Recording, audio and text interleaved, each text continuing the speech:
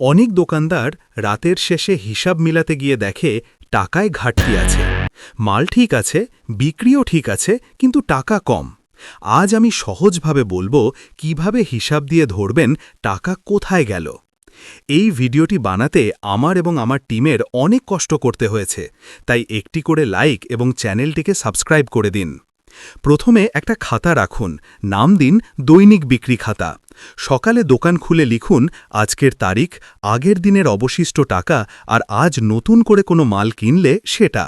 সারাদিনে যত বিক্রি হবে প্রতিটি বিক্রির টাকা লিখে ফেলুন।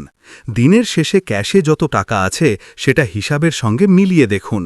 যদি হিসাবের থেকে টাকা কম থাকে বুঝবেন কোথাও টাকা গায়েব হয়েছে। যদি দোকানে কর্মচারী থাকে তাহলে প্রত্যেকের হিসাব আলাদা রাখুন। সকালে যে বিক্রি করেছে তার নাম ও বিক্রির টাকা লিখুন, বিকেলে যে করেছে তারটাও লিখুন। দিনের শেষে দুজনের হিসাব মিলিয়ে দেখুন। কার শিফটে টাকার পার্থক্য দেখা যাচ্ছে বুঝবেন ভুল বা চুরি ওই দিক থেকে হচ্ছে। আর একটা কাজ করুন, মাল গুনে দেখুন বিক্রির সঙ্গে ঠিক আছে কিনা। ধরুন এক বক্স সাবান কিনলেন, তাতে ২৪টা সাবান ছিল। প্রতিটা ২৫ টাকায় বিক্রি হলে মোট ৬০০ টাকা আসার কথা। এখন যদি দেখেন বক্সে ৩টা সাবান কম কিন্তু ৭৫ টাকার হিসাব নেই, বুঝবেন বিক্রি হয়েছে কিন্তু টাকা আসে নাই। প্রতিদিন এইভাবে হিসাব মিলিয়ে রাখুন। প্রতিদিন বিক্রির পরে ক্যাশ গুনে দেখুন, খরচ লিখুন আর মাল গুনে মিলিয়ে ফেলুন।